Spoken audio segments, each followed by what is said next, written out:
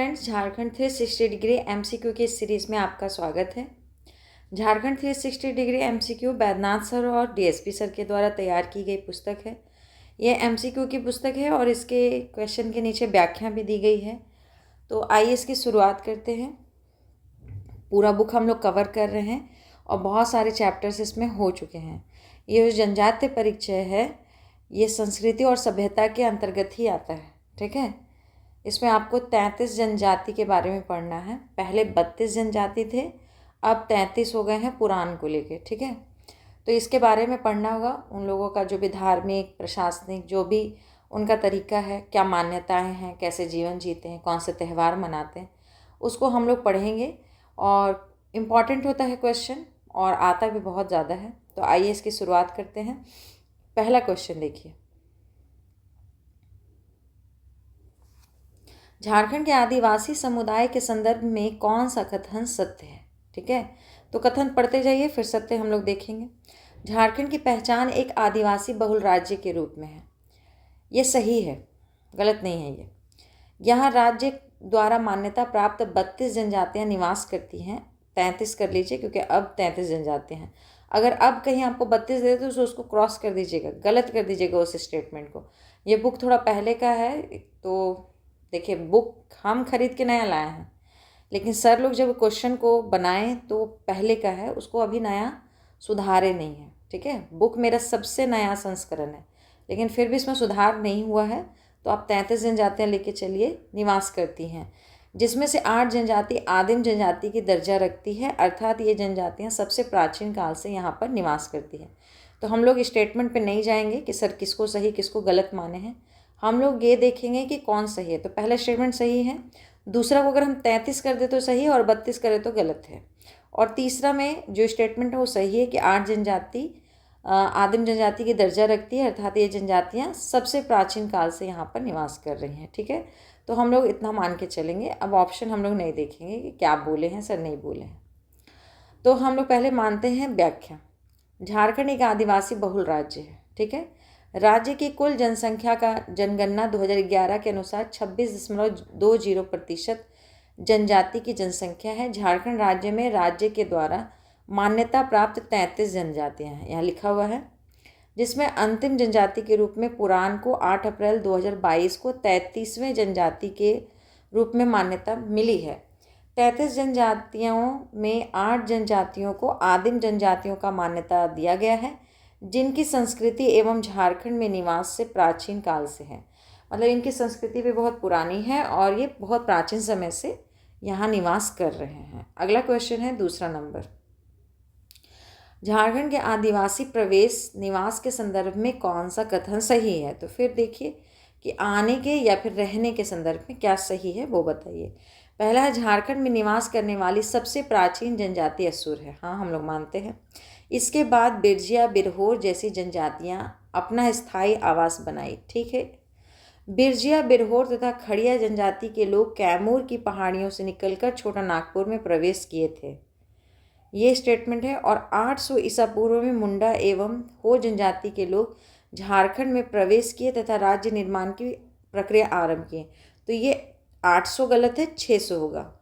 ठीक है, तो अब हम लोग देखते हैं व्याख्या बी, मतलब बी सही है। 1, 2 और 3 सही है, चौथा गलत है। तो सही है, 600 ईसा पूर्व में मुंडा एवं हो जनजाति के लोग झारखंड में प्रवेश किए तथा राज्य निर्माण की प्रक्रिया आरंभ किए। ठीक है, 800 जो लिखा हुआ था वो गलत था, 600 सही होगा, है ना।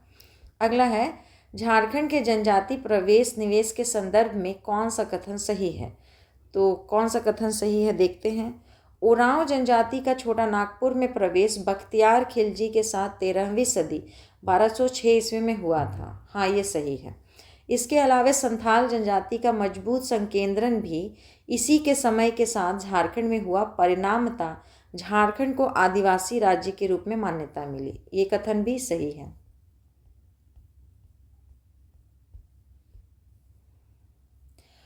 तो सी दोनों कथन सत्य है। संथाल जनजाति का मुख्य निवास केंद्र भारत में पश्चिम बंगाल है, जहां पर इन्हें सावतार कहा है। बाद के दिनों में हजारीबाग होते हुए संथाल परगना में निवास करने लगे।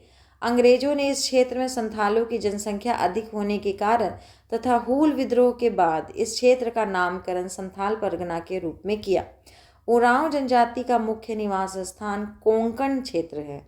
ठीक है, झारखंड में इनका प्रवेश 13वीं शताब्दी में बख्तियार खिलजी के साथ हुआ था। अगला क्वेश्चन, प्रजाति दृष्टि से झारखंड की अधिकांश जनजातियों को किस श्रेणी में रखा गया है? तो ये बी है, प्रोटो ऑस्ट्रेलॉइड। देखिए, हम आपको फिर से कह देते हैं, अगर क्वेश्चन में कोई भी क्वेश्चन में आपको कन्फ्यूज़न हो या लगे कि बुक कुछ प्रिंटिंग मिस्टेक कर दिया है या हमसे बोलने में कोई गलती हो जाए, तो आप इसको सुधार करके कमेंट बॉक्स में आप कमेंट कर दीजिए, बेझिझक कीजिए। हम लोग को बहुत अच्छा लगेगा कि अगर कोई गलत क्वेश्चन को हम लोग सुधार पाएँ तो। ठीक है, अगर कोई भी एक भी क्वेश्चन गलत हो उसको अगर हम सुधार लेते हैं तो आपका भी बहुत धन्यवाद होगा। तो अगर आपको कुछ भी ऐसा लगता है कि कुछ गलत है तो आप कमेंट में सही आंसर लिख दीजिए। ठीक है, तो हम लोग उसको कमेंट में पिन कर देंगे जिससे बाकी लोग भी जान पाएँ। बी नंबर है, प्रजाति दृष्टि से झारखंड की अधिकांश जनजातियों को प्रोटो ऑस्ट्रेलॉइड श्रेणी में रखा गया है। ठीक है, अगला हम लोग चलेंगे, झारखंड के जनजातीय स्थिति के संदर्भ में कौन सा कथन सही है? तो पढ़ते जाइए। पहला है, वर्तमान में झारखंड में 26.20% आबादी जनजाति की है। ठीक है, यह झारखंडी समाज का सर्वाधिक पिछड़ा एवं कमजोर वर्ग है तथा इसमें ईसाई धर्मांतरण की प्रवृत्ति भी तीव्र है। सही बात है, इन लोग कमजोर और पिछड़े हैं, इसलिए इन लोगों को क्या करा दे रहे हैं, ईसाई में धर्मांतरण करा दे रहे हैं कुछ लोभ दे करके। ठीक है, और होते भी जा रहे हैं, क्योंकि देखिए ज़िंदगी जीने के लिए सुविधा चाहिए और जो सुविधा देता है तो उनके पास ये लोग चले जाते हैं, जिस कारण शिक्षा, स्वास्थ्य जैसी बुनियादी सुविधाओं का जनजातीय क्षेत्र में अभाव है। तो ये बी नंबर सही है, 1, 2 और 3। जनगणना 2011 के अनुसार झारखंड में जनजातियों की कुल जनसंख्या 86,45,042 है, जो राज्य की कुल जनसंख्या का 26.20% है। झारखंड की जनजातियों में शिक्षा, स्वास्थ्य आदि जैसी बुनियादी सुविधा की कमी है, अर्थात इनकी समाज अत्यंत पिछड़ा एवं कमजोर है। इस जनजाति के प्रमुख समस्या में तीव्र धर्मांतरण भी होता है, जो इनकी प्राचीन संस्कृति एवं सभ्यता को छीन कर रही है। ठीक है, क्योंकि देखिए दूसरा धर्म अपना लेने से अपना जो इनका सभ्यता है वो तो लेके नहीं चल पाएंगे फिर। अगला है, जनसंख्या की दृष्टि से झारखंड की जनजातियों में संथाल का स्थान कौन सा है? तो संथाल पहले नंबर पे आता है। ठीक है, संथाल पहले नंबर पर आता है। जनसंख्या की दृष्टि से झारखंड की जनजातियों में संथाल का स्थान पहला है। झारखंड में संथालों का मुख्य निवास स्थल संथाल परगना है। संथालों में बी रक्त समूह की अधिकता पाई जाती है। संथाल जनजाति झारखंड में प्रवेश करने से पूर्व खरवार कहलाते थे। क्या कहलाते थे? खरवार कहलाते थे। अगला है, संथाल में कितने गोत्र पाए जाते हैं? तो इनमें पाए जाते हैं 12 गोत्र। ठीक है, संथाल में 12 गोत्र पाए जाते हैं। संथाल जनजाति 4 हड में बटी हुई है, किस्कू हड, सोरेन हड, मुर्मू हड और मरोडी हड में विभक्त है। अगला क्वेश्चन 8वां नंबर पढ़िए, संथाल जनजाति के संबंध में कौन सा कथन असत्य है? असत्य क्या है? तो पहला है कि यह एक अंतर्विवाहित जनजाति है। हाँ, अपने ही क्या कहते हैं, जो इनका समाज है उसी में शादी करना पसंद करते हैं। इनमें समगोत्रीय विवाह वर्जित होता है। हाँ, एक ही गोत्र में शादी नहीं करते हैं। इनमें प्रायः एक विवाह की प्रथा है। हाँ है।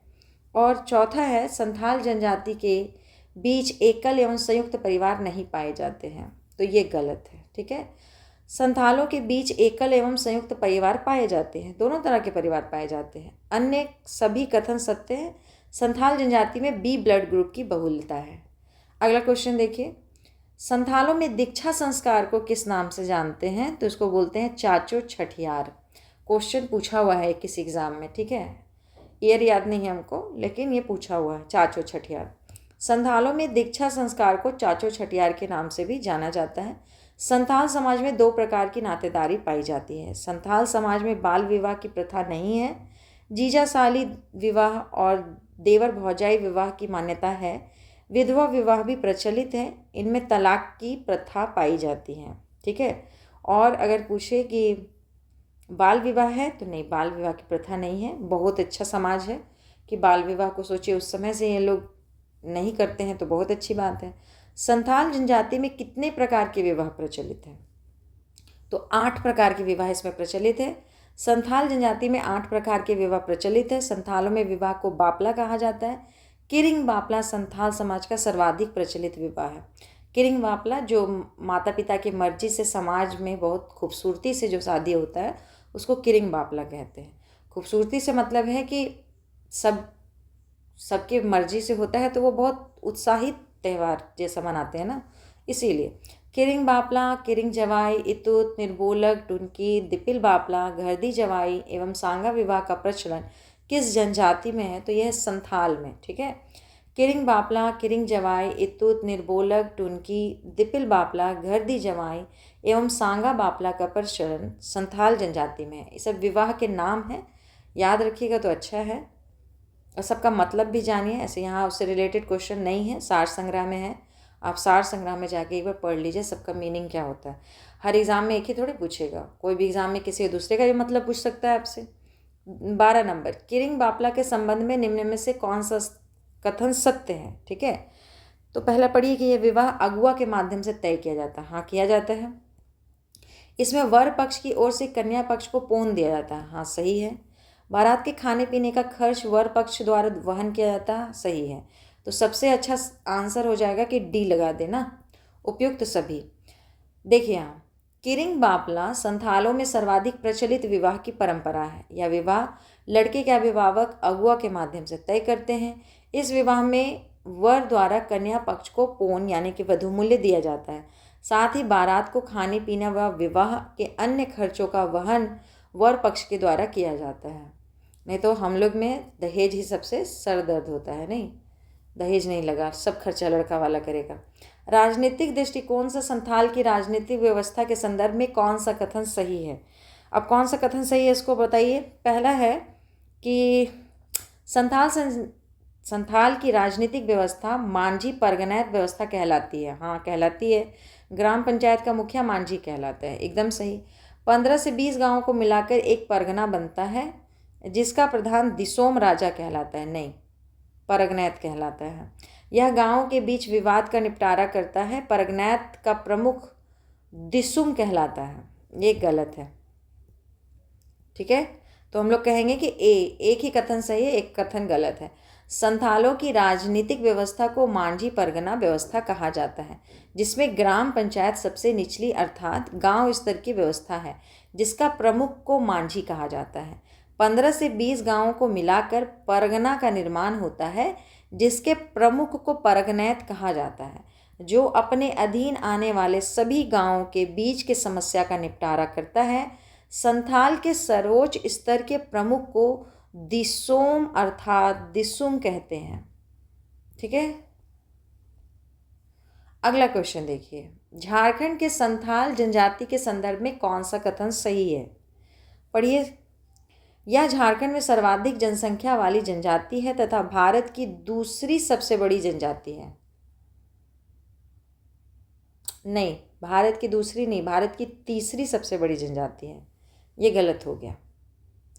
राज्य की कुल जनजातीय आबादी में संथाल आबादी का हिस्सा 25% है। राज्य की कुल जनजातीय आबादी में संथाल आबादी का हिस्सा 25% है। तो जानिए कि 2001 का जनगणना में इसको 34% मिला था और 2011 जनगणना में इसको 31.25 के आसपास मिला था। तो 31 दशमलव कह के चलें या 32 कह के चलना चाहिए? तो इसमें कहे हैं सर के हिसाब से दोनों गलत है।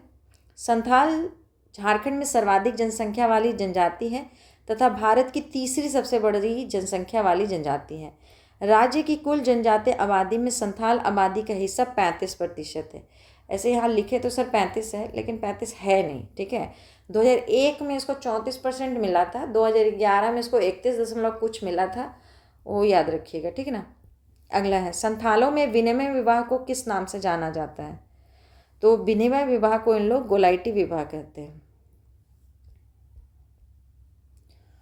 गोलाइटी तो आप समझते ही होंगे। संथालों में विनिमय विवाह को गोलाइटी बापला के नाम से भी जाना जाता है। विधवा विवाह को संथाल जनजाति में सांगा बापला के नाम से जाना जाता है।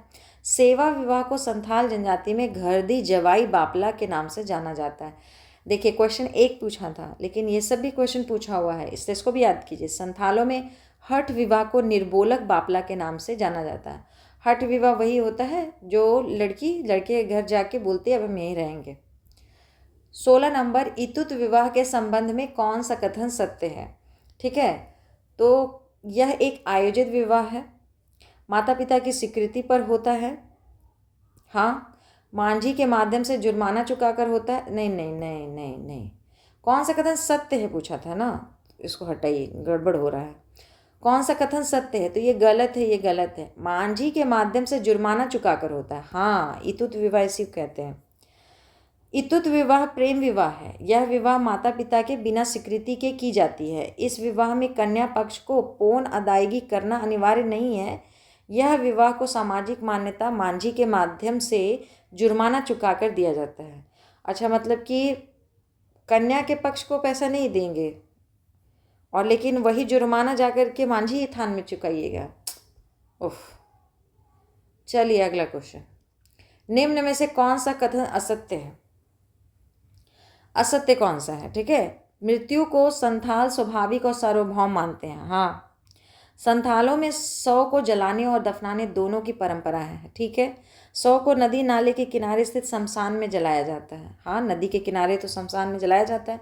संथालों में मुखाग्नि देने का रिवाज नहीं है, ये गलत है। देखिए, सब में दफनाया ही नहीं जाता है, बहुत में मुखाग्नि भी दिया जाता है, तो संथालों में मुखाग्नि देने का भी रिवाज है। ठीक है, संथालों का सर्वोच्च देवता कौन है? तो सिंहबोंगा है, नो डाउट। संथालों के सर्वोच्च देवता सिंहबोंगा हैं। संथालों का दूसरा सर्वप्रमुख देवता मारंगबुरु हैं, और जिनको हम लोग पहाड़ के देवता कहते हैं। मुख्य ग्राम देवता जाहेरेरा है। जाहेरेरा का निवास स्थान सालों के वृक्षों के से घिरा जाहेर थान होता है। ठीक है, अगला, झारखंड के संथाल जनजाति के सामाजिक व्यवस्था के संदर्भ में कौन सा कथन सही है? यानी कि इनकी सामाजिक व्यवस्था कैसी है, पढ़िए इसको।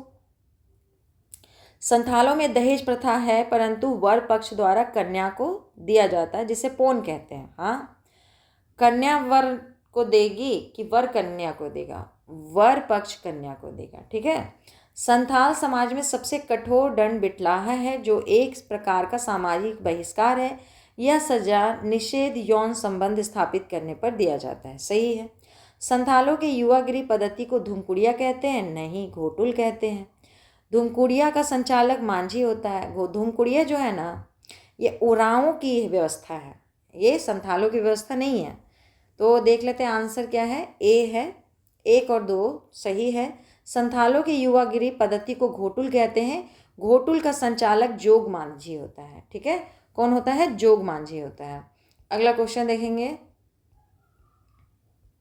20 नंबर 20 नंबर क्वेश्चन, झारखंड के संथाल जनजाति के आर्थिक दृष्टिकोण के संदर्भ में कौन सा कथन सही है? तो अब हम लोग इसका आर्थिक दृष्टिकोण देख रहे हैं। संथाल मूलतः कृषक होते हैं। हाँ, होते हैं, परंतु बुनाई कार्य में भी दक्षता हासिल है इनको। सही है। इनका मुख्य पेय पदार्थ चावल से निर्मित होता है, जिसे इली कहा जाता है। गलत। व्याख्या देखिए, संथाल मूलतः अच्छे कृषक होते हैं, साथ ही ये बुनाई के कार्य में दक्ष हैं। इनका मुख्य पेय पदार्थ चावल से निर्मित होता है, उसको हम लोग हड़िया या पोचाई कहते हैं, किली नहीं कहते हैं, सॉरी इली नहीं कहते हैं, हड़िया या पोचाई कहते हैं, शब्द अलग अलग है। ठीक है, अगला है, संथाल समाज में किसे विश्व का विधाता माना जाता है? तो विश्व विधाता देखिए, आप जब सार संग्रह पढ़ेंगे ना, तो सिंहबोंगा और ऐसे ऑब्लिक देकर के ठाकुर जी लिखा हुआ है, और यहाँ पर सर लिखे हैं ठाकुर जी।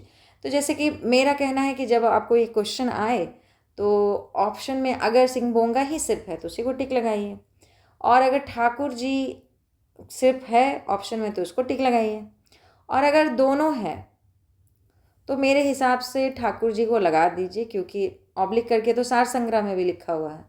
संथाल समाज में ठाकुर जी को विश्व का विधाता माना जाता है। संथाल लोग देवी दुर्गा को जाहेरेरा के नाम से पुकारते हैं। संथालों का गृह देवता ओड़ाक बोंगा है। ठीक है, गृह देवता ओड़क बोंगा। अगला है, झारखंड के संथाल जनजाति के धार्मिक दृष्टिकोण के संदर्भ में कौन सा कथन सही है? सही कथन बताइए। संथालों के मुख्य देवता सिंहभोंगा ठाकुर है, जिन्हें सृष्टि का रचयिता माना जाता है। हाँ, माना जाता है। इनके धार्मिक पुजारी को पाहन कहा जाता है। पाहन कहा जाता है। और इनमें 100 को दफनाए एवं जलाने दोनों की पद्धति है। ये वाला में डाउट है तो हम लोग आंसर देखते हैं। ठीक है, इनके धार्मिक पुजारी को नायके कहा जाता है, पाहन नहीं कहा जाता। याद कीजिए इसको, यही तो कन्फ्यूज़न है। सब जनजाति में छोटा छोटा वर्ड है और सब में अंतर है, यही कन्फ्यूज़न करता है। पाहन नहीं कहते, नायके कहा जाता है। संथालों का कुल देवता आबगे बोंगा है। सनातन संथालों को बोंगा होड़ कहा जाता है। संथाल जनजाति के लोग जंतर मंत्र, जादू टोना आदि में विश्वास करते हैं।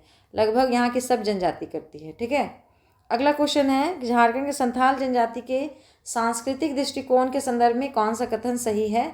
तो पहला कथन पढ़िए। संथालों का सबसे प्रमुख त्यौहार सरहुल है। संथालों का सबसे मशहूर चित्रकला जादू पटिया है। ये ठीक है।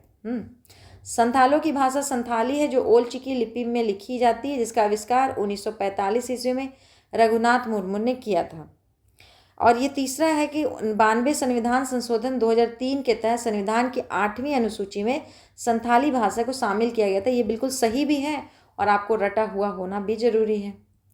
तो इसका सही आंसर है सी। सी था क्या?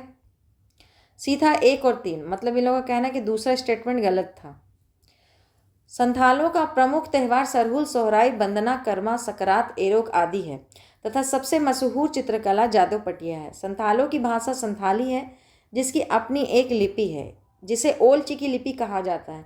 इस लिपि का विकास 1941 में रघुनाथ मुर्मू ने किया था। अच्छा, एक बात बताइए, कन्फ्यूज़न इतना रहता है कि 2025 में इस साल संथाली भाषा का 100 साल मना रहे हैं लोग, मना रहे हैं ना, तो 1941 तो उस हिसाब से सही नहीं होना चाहिए था।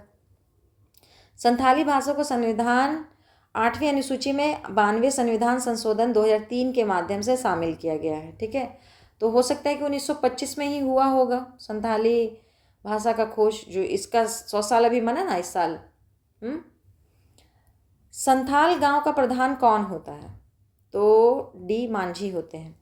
संथाल गांव का प्रधान मांझी होता है। संथाल गांव की पंचायतें मांझी थान में बैठती हैं। संथालों में युवाओं को नैतिक शिक्षा जोग मांझी देता है। कौन देता है? जोग मांझी। अभी हम लोग पढ़े भी थे, युवा गृह को चलाता भी था कौन? जोग मांझी। निम्न में से कौन सा कथन सत्य है? सत्य कथन लगाइए। संथालों के सारे पर्व कृषि या प्रकृति से संबंधित है। कृषि करते हैं तो कृषि से संबंधित ही त्यौहार मनाएंगे। संथालों के त्यौहारों का प्रारंभ आषाढ़ महीने से होता है। ठीक है, बा परब, सोहराई, एरोक, सरहुल, माघसिम, हरिहर सेम, करम, बंधना इनके मुख्य त्यौहार पर्व हैं। सही है, उपयुक्त सभी सही है। अगला है, सोहराई पर्व किस माह में मनाया जाता है? सोहराई के बारे में बताइए। तो पूस माह में। संथालों के प्रिय त्यौहार सोहराई पर्व पौष माह में फसल कटने के समय मनाया जाता है। सोहराई पर्व 5 दिनों तक मनाया जाता है। एरोक पर्व आषाढ़ माह में मनाया जाता है। हरियार पर्व सावन माह से मनाया जाता है। बा पर्व फागुन माह में मनाया जाता है। एक सोहराई पर्व वो दिवाली के समय मनाते हैं, वो कौन सा है? उस समय पूछ तो नहीं रहता है, उस समय क्या रहता है? कार्तिक रहता है ना। इसके बारे में जो जानते होंगे कमेंट कीजिएगा। तो झारखंड के संथाल जनजाति के संदर्भ में कौन सा कथन सही है? ठीक है, संथाल जनजाति का निवास क्षेत्र संथाल परगना कहलाता है। संथाल जनजाति का निवास क्षेत्र संथाल परगना कहलाता है। हम लोग जानते हैं 6 जिले आते हैं अभी।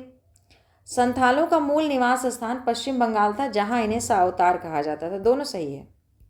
दोनों कथन कैसे हैं? सही है। संथाल जनजाति का मुख्य निवास केंद्र भारत में पश्चिम बंगाल है, जहां पर इन्हें सावतार कहा जाता है।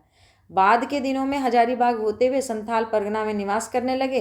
अंग्रेजों ने इस क्षेत्र में संथालों की जनसंख्या अधिक होने के कारण तथा हूल विद्रोह के बाद इस क्षेत्र का नामकरण संथाल परगना के रूप में किया।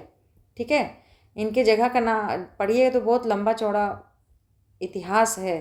ठीक है, अगला है 28 नंबर, बाहा का शाब्दिक अर्थ क्या है? तो बाहा का मतलब होता है फूल, फूलों का त्यौहार। बाहा का शाब्दिक अर्थ फूल। बाहा के पहले दिन का नाम है। संथालों का बाहा या बा पर्व उरांव व मुंडा के सरहुल के समान है। ठीक है, अगला है सावन में धान के खेतों में हरियाली आ जाने पर कौन सा पर्व मनाया जाता है? तो हरियाली आएगा तो हरियार मनाएंगे। ठीक है, नाम सेम ही है, तो इस पर सी नंबर को टिक लगाइए। सावन में धान के खेतों में हरियाली आ जाने पर हरियार सिम पर्व मनाया जाता है। माघ सिम पर्व माघ माह में मनाया जाता है। ठीक है, अगला है संथालों के राजनीतिक संगठन के संबंध में कौन सा कथन सत्य है? तो ये है डी नंबर सही है, उपयुक्त सभी पढ़ लीजिए। प्रत्येक संथाल गांव में एक पंचायत होती है। पंचायत का मुखिया मांझी कहलाता है। मांझी का सहायक प्रमाणिक कहलाता है। बिल्कुल सही। अगला, इसको मिलान करना है आपको, मिलान कीजिए। सोरेन हट सिपाही, मुर्मू हट पुजारी, किस्कू हट राजा, मरूडी हट किसान। ABCD ए है ना, ए सही है। पढ़िए, यह जनजाति 12 गोत्र में विभाजित है, जिसमें सोरेन, हांसदा, मुरमुर, हेम्ब्रम आदि मुख्य हैं। संथाल समाचार हड वर्ग में विभाजित है। किस्कू हड राजा, मुर्मू हट पुजारी, सोरेन हट सिपाही और मरूडी हट किसान, यानी कि जो हमारे हेमंत सोरेन है इनसे बिलोंग करते हैं, और द्रौपदी मुर्मू जी जो हैं वो इनसे बिलोंग करती है ना। अगला क्वेश्चन देखिए, मांझी की अनुपस्थिति में उसका कार्य कौन संपादित करता है? तो मांझी जब नहीं रहेगा तो कौन रहेगा उसका काम करने वाला? प्रमाणिक ना, प्रमाणिक। मांझी की अनुपस्थिति में उसका कार्य प्रमाणिक संपादित करता है। संथाल गांव का संदेशवाहक गोड़ैत कहलाता है, यानी कि संदेश देने का काम है गोड़ैत का। परगना का प्रधान परगनैत कहलाता है। संथाल जनजाति के लोग संथाली भाषा बोलते हैं। संथाल जनजाति की लिपि ओलचिकी लिपि है। ओलचिकी लिपि का आविष्कार पंडित रघुनाथ मुर्मू ने किया था, और ये उड़ीसा के रहने वाले हैं। ठीक है, अगला देखिए, संथाल महिलाओं को निम्न में से कहाँ जाना निषिद्ध है? तो मांझी थान जाना निषिद्ध है। संथाल महिलाएं मांझी थान नहीं जाती, यही इसमें निषिद्ध है।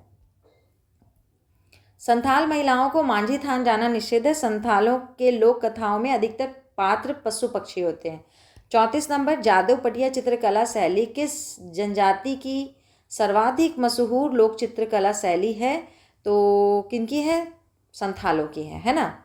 जादू पटिया चित्रकला शैली संथाल जनजाति की सर्वाधिक मशहूर लोक चित्रकला शैली रही है। जादू पटिया चित्रकला शैली संथालों की सामाजिक धार्मिक रीति रिवाजों और मान्यताओं को उकेरती है। ठीक है, नेक्स्ट देखते हैं, संथाल समाज के संबंध में कौन सा कथन असत्य है? मतलब छाटिए जो कि गलत है ना। परिवार का प्रधान पिता होता है, बिल्कुल सही। संथाल परिवार पितृसत्तात्मक, पितृवंशीय, पितृस्थानीय होता है। समाज में महिलाओं का सम्मानजनक स्थान होता है। हाँ, भले इनको कोई भी पद बड़ा ना दिया जाए, लेकिन स्थिति सम्मानजनक है। ठीक है, पुत्रों को जमीन जायदाद में कोई हक नहीं मिलता, तो देंगे फिर किसको? पुत्र को ही देंगे, यही गलती हो गया। पुत्रों को जमीन जायदाद में हक मिलता है। अब पिताजी अपना उम्र जी के चले जाएंगे तो जमीन क्या बांट के चले जाएंगे? सही हकदार कौन होंगे? पुत्र होंगे, पुत्रियां नहीं होती। जनसंख्या की दृष्टि से झारखंड की दूसरी प्रमुख जनजाति कौन है? ठीक है, दूसरी प्रमुख जनजाति तो हम लोग जानते हैं उरांव है। अब हम लोग उरांव के बारे में पढ़ने में चले आए, ठीक ना, याद रखिएगा। उरांव है। जनसंख्या की दृष्टि से झारखंड की दूसरी प्रमुख जनजाति उरांव है। उरांव जनजाति भाषा एवं प्रजाति दोनों दृष्टि से द्रविड़ जाति के हैं। उरांव जनजाति का मूल निवास कोंकण था। उरांव का झारखंड में प्रवेश शेरशाह के शासनकाल में हुआ था। कब हुआ था? शेरशाह के शासनकाल में। ऐसे कहा जाता है कि 600 ईस्वी में हुआ था ना।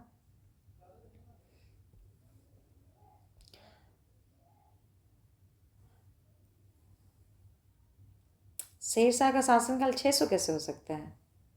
नहीं, गलती हो गया ना। उरांव का प्रवेश झारखंड में शेरशाह के शासनकाल में हुआ है, लेकिन 600 जो हम बोल रहे थे वो गलत है, किसी और का होगा, होगा वो, कंफ्यूज हो गए हम। अगला देखिए, उरांव स्वयं को अपनी भाषा में क्या कहते हैं? तो कुडुक कहते हैं। ठीक है, उरांव स्वयं को अपनी भाषा में कुडुक कहते हैं। कुडुक का शाब्दिक अर्थ मनुष्य है। उरांव जनजाति कुडुक भाषा बोलती है। कुडुक भाषा का संबंध द्रविड़ भाषा परिवार से है। किससे है? द्रविड़ भाषा परिवार से है। गलत हो जाता है फिर याद आता है नहीं। उरांव का औसत कद कितना है? तो याद रखिएगा 62.1 सेंटीमीटर। ठीक है, तो मतलब कि डीएसपी नहीं बन पाएंगे लोग, कि इन लोगों को छूट दिया गया है?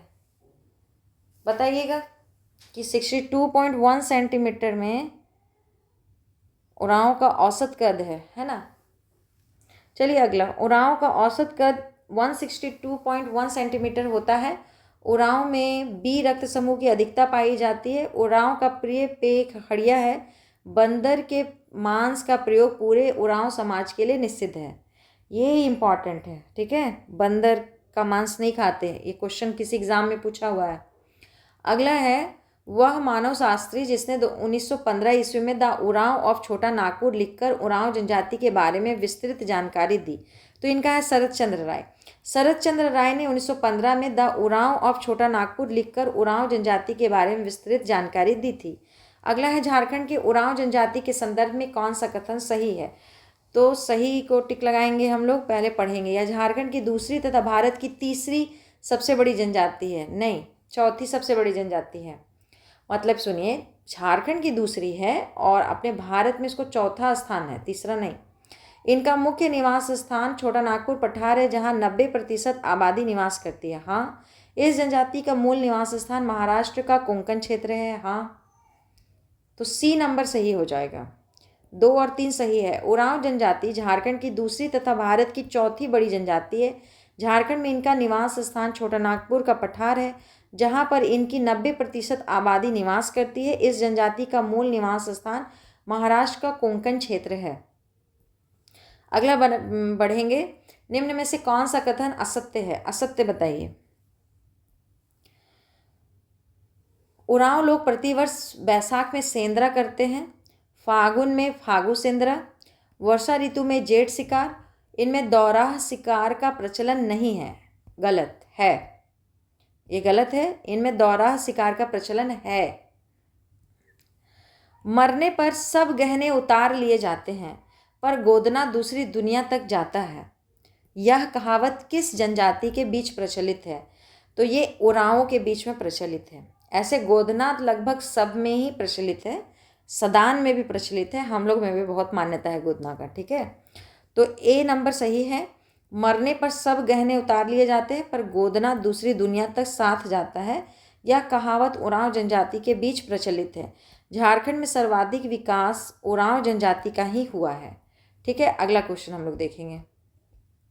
उरांव जनजाति में त्योहारों के अवसर पर पुरुषों द्वारा पहने जाने वाले वस्त्र को क्या कहा जाता है? तो पुरुषों द्वारा पहनने वाले को करैया कहते हैं। उरांव जनजाति में त्योहारों के अवसर पर पुरुषों द्वारा पहने जाने वाले वस्त्र को करैया तथा महिलाओं द्वारा पहनने वाले वस्त्र को घूंघू कहा जाता है। खनरिया भी तो कहते हैं ना। अगला चलिए, उरांव जनजाति के लोग सर्वाधिक किस प्रमंडल में निवास करते हैं? तो आप लोग जानते होंगे कि ये लोग दक्षिणी छोटा नागपुर प्रमंडल में निवास करते हैं। उरांव जनजाति के लोग सर्वाधिक दक्षिणी छोटा नागपुर प्रमंडल में निवास करते हैं।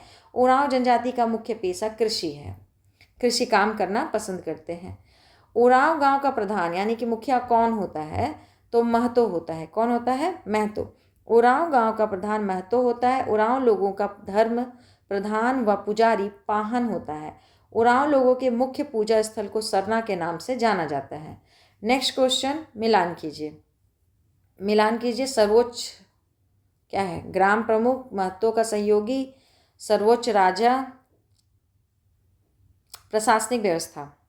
प्रमुख, ग्राम प्रमुख महतो, महतो का सहयोगी मांझी, सर्वोच्च राजा पढ़ा दीवान और प्रशासनिक व्यवस्था पढ़ा पंचायत।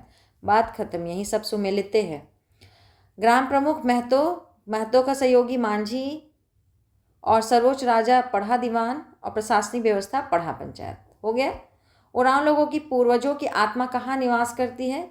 तो शासन में करेगी। और कहाँ? उरांव लोगों की पूर्वजों की आत्मा शासन में निवास करती है। उरांव का अस्थि विसर्जन स्थल कुंदी कहलाता है। उरांव में अस्थियों के दफनाने के समारोह को हड़बोरा के नाम से जाना जाता है। हाड़-बोरा समारोह साल में एक बार होता है, ठीक है, इतना याद रखिएगा, ये सबसे क्वेश्चन बनता है। यही है संस्कृति और सभ्यता। अगला है 48 नंबर, धूम कुड़िया किस जनजाति का युवा गृह है? तो उरांव का है। आज तक में तो हमको लगता है कितना एग्जाम में पूछा होगा, ठीक है, बहुत पसंदीदा क्वेश्चन है ये। धूमकुड़िया उरांव जनजाति का युवा गृह है। धूमकुड़िया वस्तुतः जनजाति प्रशिक्षण केंद्र है। धूमकुड़िया में प्रवेश 3 वर्षों में एक बार 10 से 11 वर्ष की आयु के बच्चों को मिलता है। युवकों के धूमकुड़िया को जोंक एरप्पा तथा युवतियों के धूमकुड़िया को पेल एरप्पा के नाम से जाना जाता है।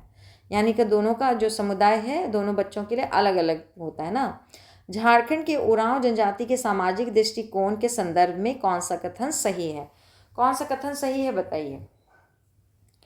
तो पढ़ा जाए पहले स्टेटमेंट। उरांव जनजाति में 18 गोत्र हैं जिन्हें किली कहा जाता है। तो जानिए कि 18 गोत्र नहीं 14 गोत्र हैं। और अभी हम लोग तुरंत संथाल पढ़े थे ना, संथाल में कितने गोत्र थे? 12 गोत्र थे। उरांव में कितने हैं? 2 ज़्यादा हैं, 14 हैं। याद कीजिए ऐसे ही।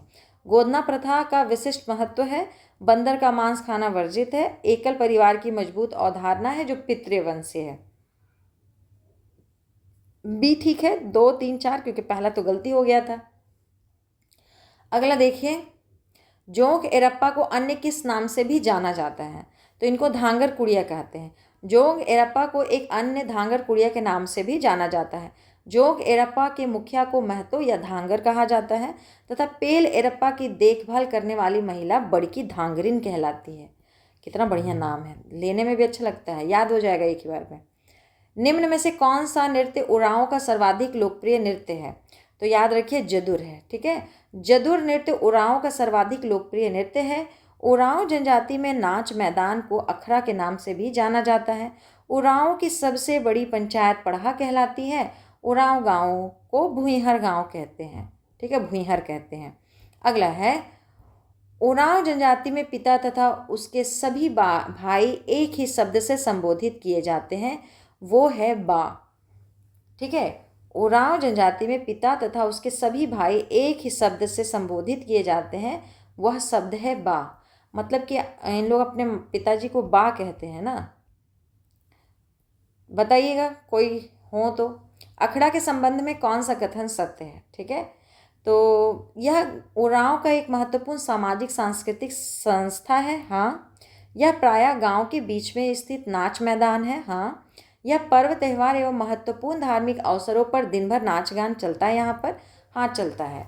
तो इसका सही आंसर है ऑप्शन डी, सभी कथन सत्य हैं। उपयुक्त सभी कथन सत्य हैं।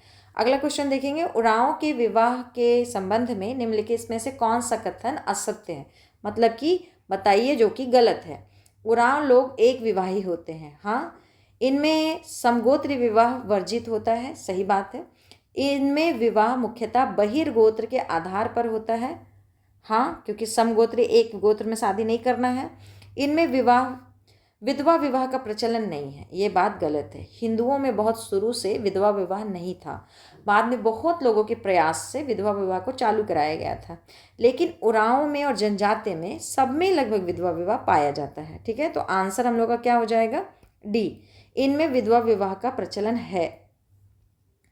अगला क्वेश्चन है, झारखंड के उरांव जनजाति के सामाजिक दृष्टिकोण के संदर्भ में कौन सा कथन सही है? जो सही है उसको बताइएगा। ठीक है, तो पहला है कि पर्व त्यौहार के अवसर पर पुरुष करैया एवं महिलाएं खनरिया वस्त्र पहनती हैं। हाँ, यही बोल रहे थे कि महिला तो खनरिया पहनती है ना। समगोत्री विवाह वर्जित नहीं है। बात तो गलत हो गया आपका, क्योंकि समगोत्री विवाह वर्जित है इसमें। और सर्वाधिक प्रचलित विवाह आयोजित विवाह है जिसमें वर पक्ष को वधु मूल्य देना पड़ता है। तो 3 सही है। तो हम लोग कहेंगे कि 1 और 3, डी ऑप्शन सही है ना। उरांव में सर्वाधिक प्रचलित विवाह है, उरांव में सर्वाधिक प्रचलित विवाह है जिसमें वर पक्ष को वधु मूल्य अदायगी करनी पड़ती है। विवाह विषम गोत्री होता है, अर्थात समगोत्री विवाह वर्जित है। इस जनजाति में पर्व त्यौहार के अवसर पर पुरुष के द्वारा करैया और महिलाओं के द्वारा खनरिया वस्त्र पहने जाते हैं। अगला है, उरांव में विवाह का सर्वाधिक प्रचलित रूप बताइए। तो आयोजित विवाह है। उरांव में विवाह का सर्वाधिक प्रचलित रूप आयोजित विवाह है। इस जनजाति में सेवा विवाह की प्रथा प्रचलित है। जिसके अंतर्गत भावी वर कुछ समय तक वधू के परिवार की सेवा करता है। ठीक है, अगला क्वेश्चन देखिए, धर्मेश के संबंध में कौन सा कथन असत्य है? मतलब धर्मेश सबसे बड़े हम क्या हैं, ये देवता हैं, भगवान हैं, तो कौन सा कथन गलत है वो बताना है। यह उरांव का मुख्य देवता है, हाँ। यह सिंह बोंगा या सूर्य का ही प्रतीक है, हाँ। धरती माता इनकी दंपति मानी जाती है, हाँ। धर्मेश उरांव के साथ साथ मुंडाओं का भी सर्वोच्च देवता है, नहीं। धर्मेश उरांव का है लेकिन मुंडा का कौन है? सिंह बोंगा है। तो ये स्टेटमेंट गलत हो गया और हमको यही स्टेटमेंट ढूंढना था, गलत कौन है। तो हम किसको टिक लगाएंगे? डी को टिक लगाएंगे। धर्मेश उरांव की प्रमुख देवता है जो सूर्य का प्रतीक है तथा धरती माता इनकी दंपति मानी जाती है, परंतु मुंडाओं का सर्वोच्च देवता को सिंह बोंगा कहा जाता है, ये भी सूर्य के प्रतीक है।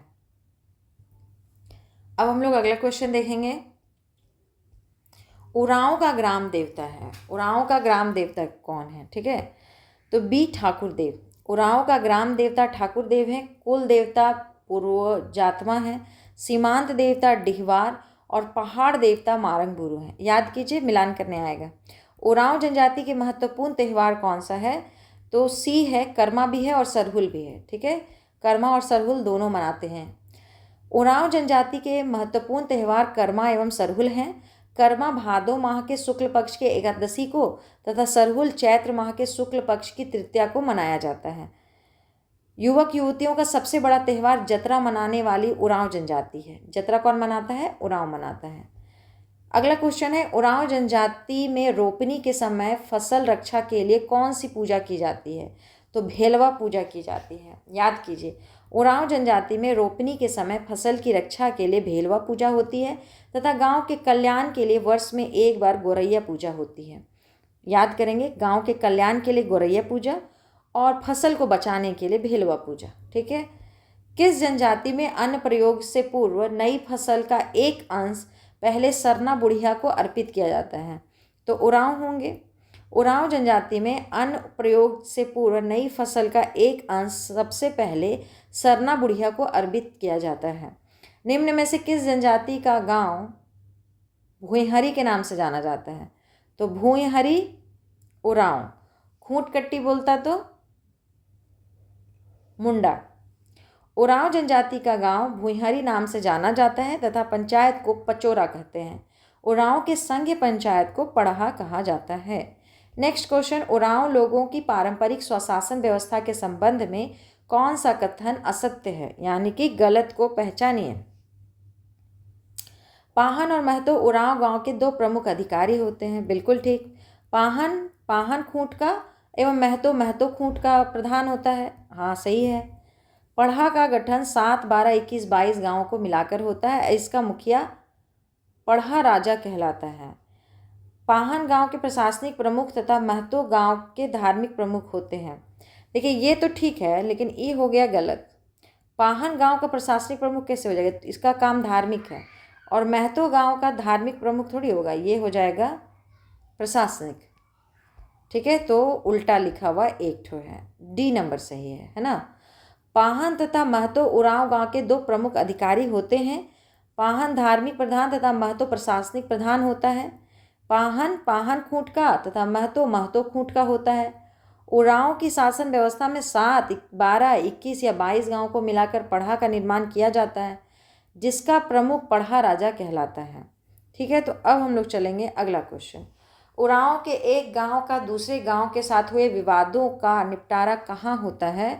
तो ये होता है पढ़ा में। कहाँ होता है? पढ़ा में। उरांव के एक गांव तथा दूसरे गांव के साथ हुए विवादों का निपटारा पढ़ा में होता है। उरांव के प्रमुख देवता के बारे में बताइए। अभी बोले थे कि याद कर लीजिए, आएगा।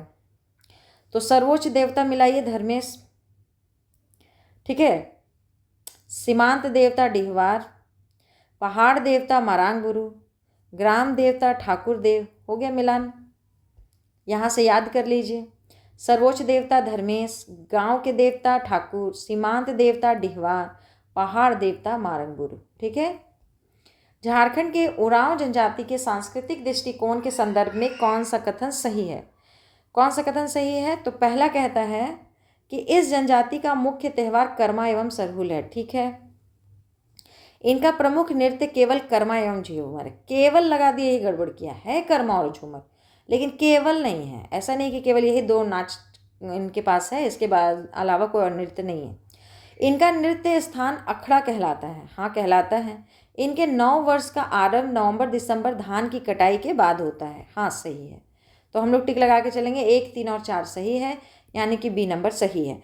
उरांव का 9 वर्ष का आरंभ नवंबर दिसंबर में धान कटाई के बाद होता है। इनके प्रमुख त्यौहार कर्मा, सरहुल, सोहराई, फागु पर्व आदि हैं।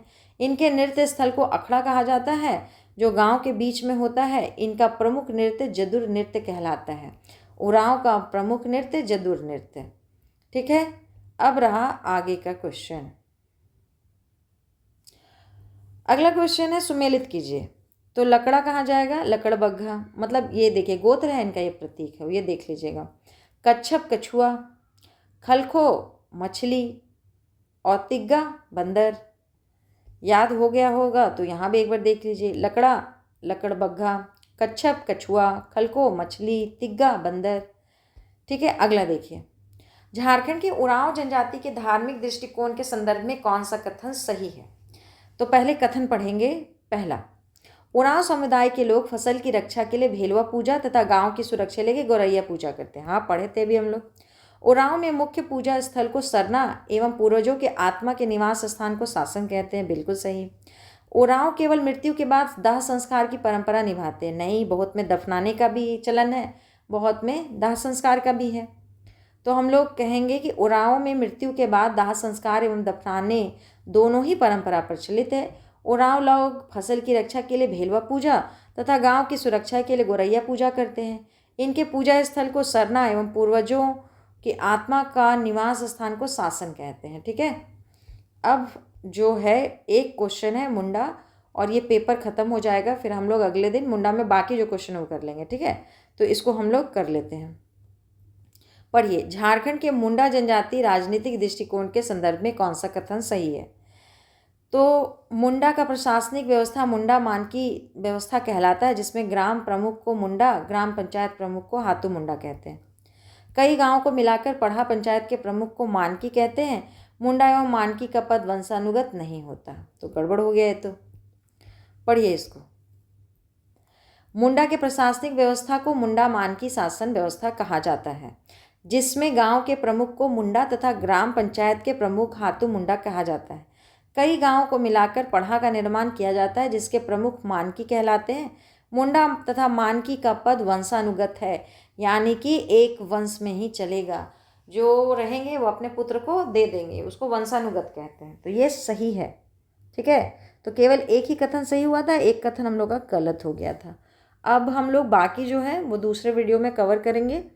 अगर इसमें कोई भी गड़बड़ लगे तो आप कमेंट कीजिए और ज़रूर से पढ़िए, जल्दी जल्दी बुक कवर कीजिए। लगभग बुक अब ख़त्म को आ ही गया है, ख़त्म कर लेंगे इसको, फिर हम लोग दूसरी चीज़ पे ध्यान देंगे। ठीक है, धन्यवाद।